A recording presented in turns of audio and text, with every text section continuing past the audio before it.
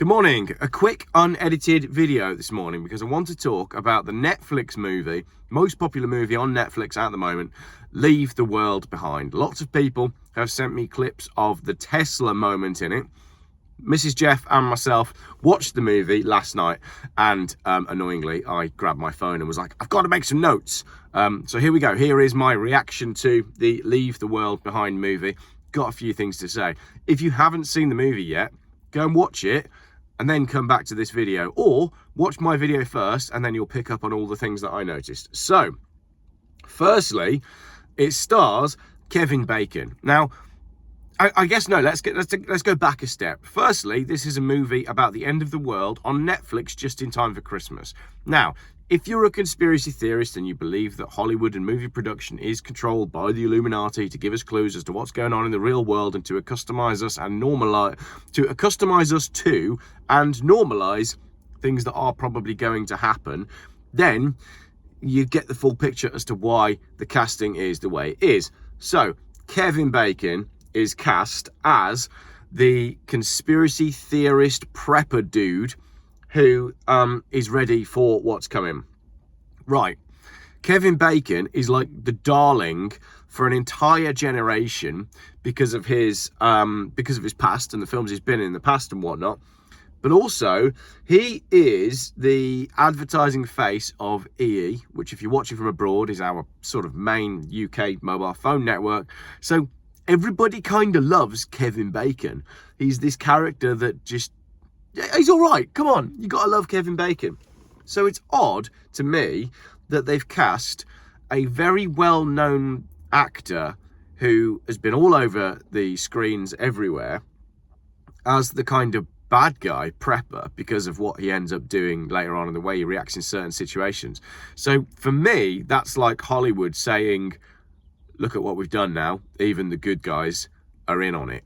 I just found that a little bit odd that he was cast in that role. Later on in the movie, I'm just going to whistle through my notes here, so I'm not going to give you a full synopsis. I probably should have done a proper scripted video and worked through the movie bit by bit, but that's not what I've done. These are the notes I've made as I've watched the film, so you probably do need to watch the film first. Basically, it's a family that they go to an Airbnb in the middle of the night. The owners of the Airbnb come back and say, can we stay with you? It's a bit fractious. The world has collapsed, and then they're trying to work out what has gone on in the world. The boy gets ill. They go find Kevin Bacon, and Kevin Bacon threatens to shoot them all. Essentially, that's kind of what happens. Right. In the scene where you see the two children walking together in the woods, the boy is wearing an Obey t-shirt, and the girl is wearing a NASA t-shirt. Now, again, this is Hollywood, right? They have casting departments and they have costume departments. The t-shirts that they have chosen, I mean, I do it for YouTube videos. Like today I'm wearing Miami Volvo, available in the Geoffs store. I quite like this t-shirt actually, but that's my point. The t-shirts weren't chosen by accident. So you've got a NASA t-shirt, and as we well know, us conspiracy theorists, we're all triggered by that because NASA went to the moon. Well, did they? And NASA have got all these black budgets. Well, have they? And NASA are doing all this really weird stuff with Mars. Well, have they? We don't know.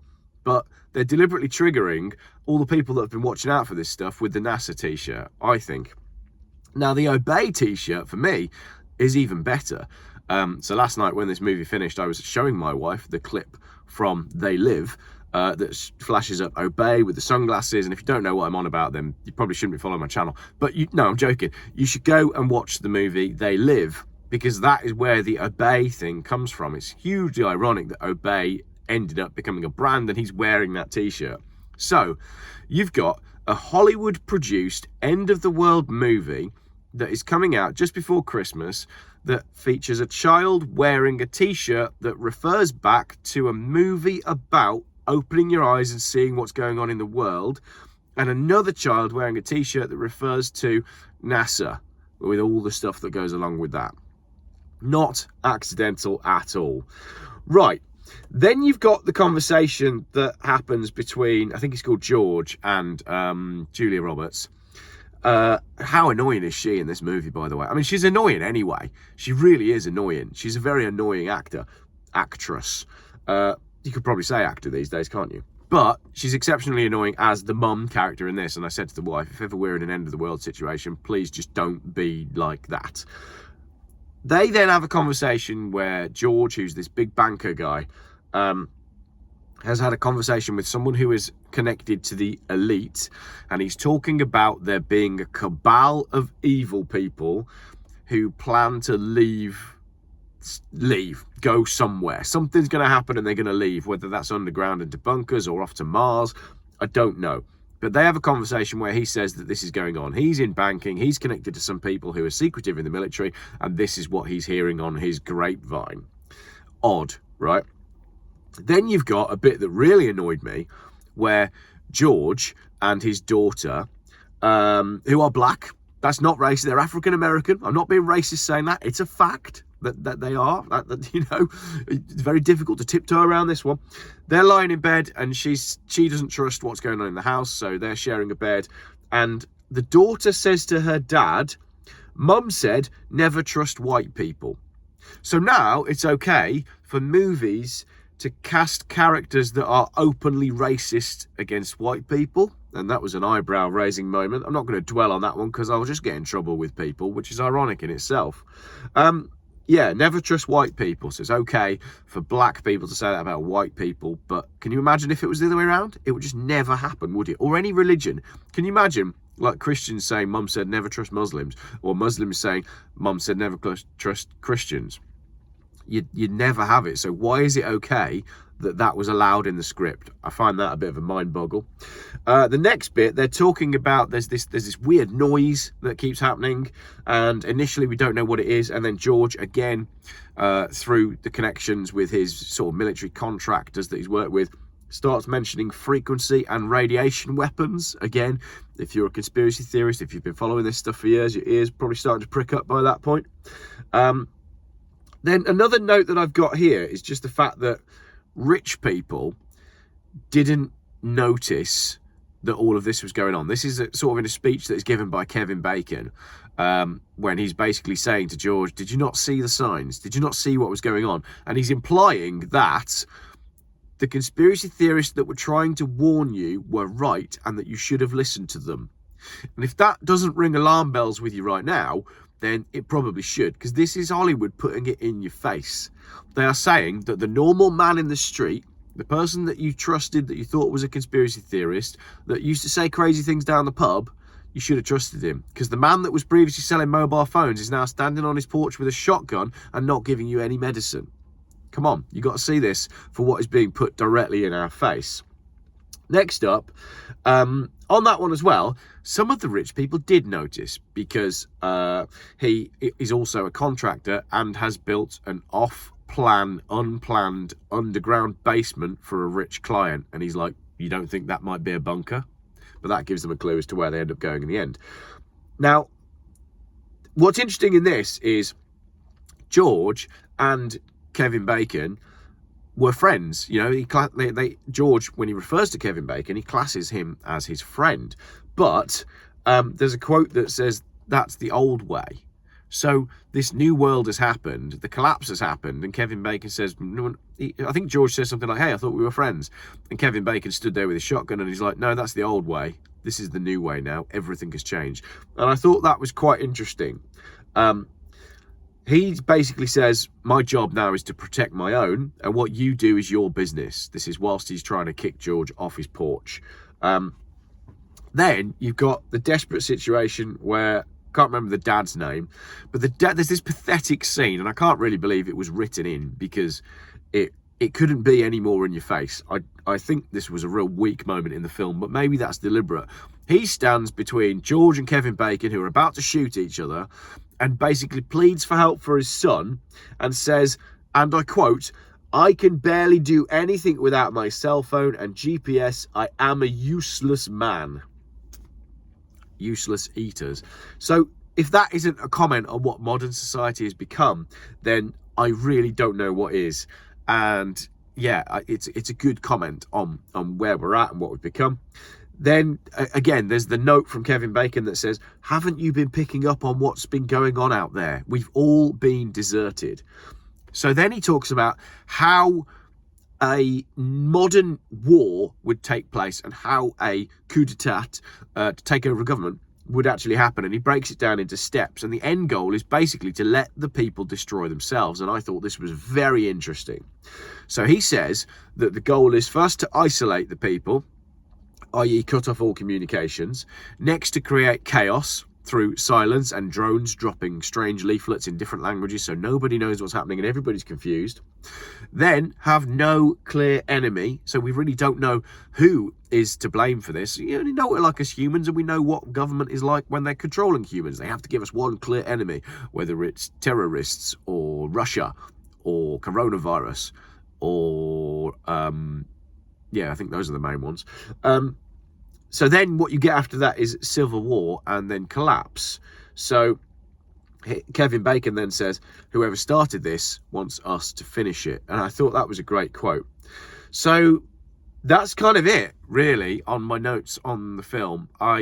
The Tesla bit, I haven't mentioned the Tesla bit as well. So all the Teslas from the dealership, they go on autopilot. Someone hacks into the software and basically keys in a location and sends every Tesla to that location. Not beyond the realms of possibility, but it does perhaps talk about the capabilities Tesla driven past just as I said that.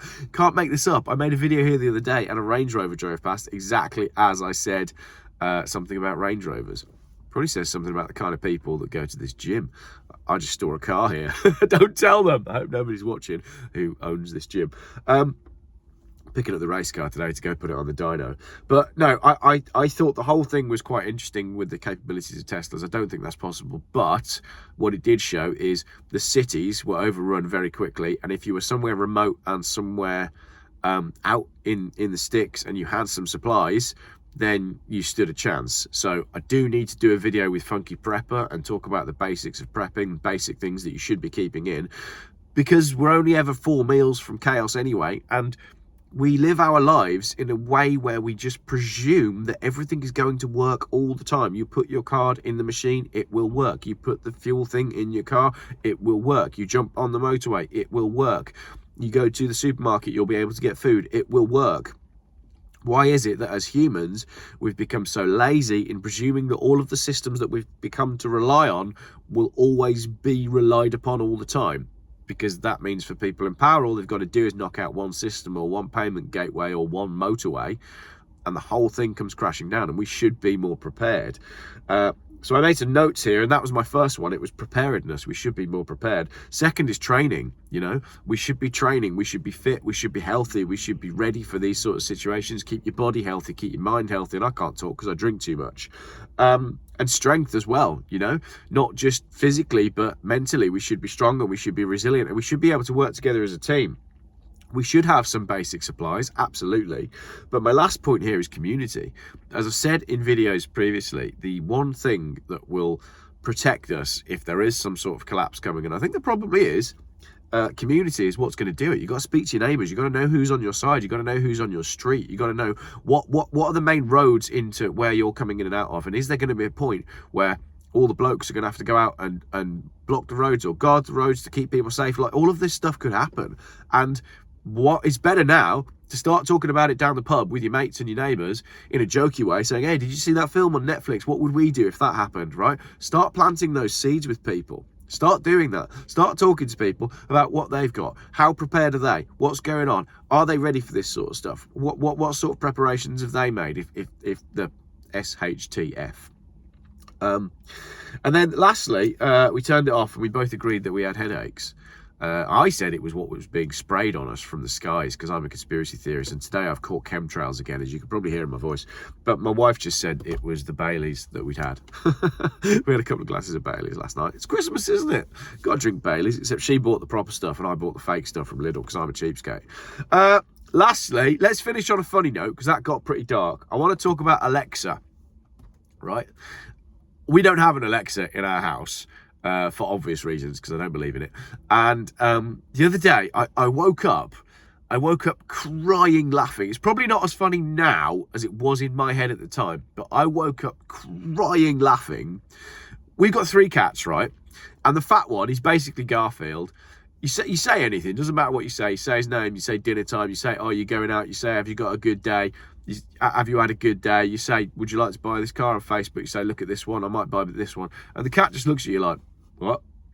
And I had this genius idea. I thought it was genius. I had this genius idea of renaming the cat Alexa. You know, you go around someone else's house and they've got Alexa and you haven't. I presume you haven't got Alexa. And the kids are all like, oh, Alexa, play such and such. And then after a bit, the wife will be like, Alexa, play, take that, or whatever it might be. And I just thought, wouldn't it be funny to rename our big fat ginger cat Alexa? Let's rename him Alexa. Because then I could walk in and be like, Alexa, play a song by Jimmy Eat World. And the cat would just be like, what? I don't do that. Alexa, can you play Christmas songs? And the cat's just like, meow. Anyway, that definitely wasn't as funny as it was in my head the other night. Honestly, I was crying laughing at just how funny it would be to rename my cat Alexa. But now at the 15-minute mark, I appreciate that perhaps wasn't as funny when I put it on video. Unedited video today, because I'm uploading this direct from my phone from the gym where I store my car, because I'm picking up the 850 race car to go and take it down to the dyno to find out how much horsepower it's got. And then I've got to get in touch with Mark McCann from YouTube, an actual proper YouTuber and big YouTuber with Lamborghinis and everything, who said he was going to buy it. I think he was joking though, but if I just turn up at his house, I bet I could find his house if I tried. Sorry, Mark, I bet I could.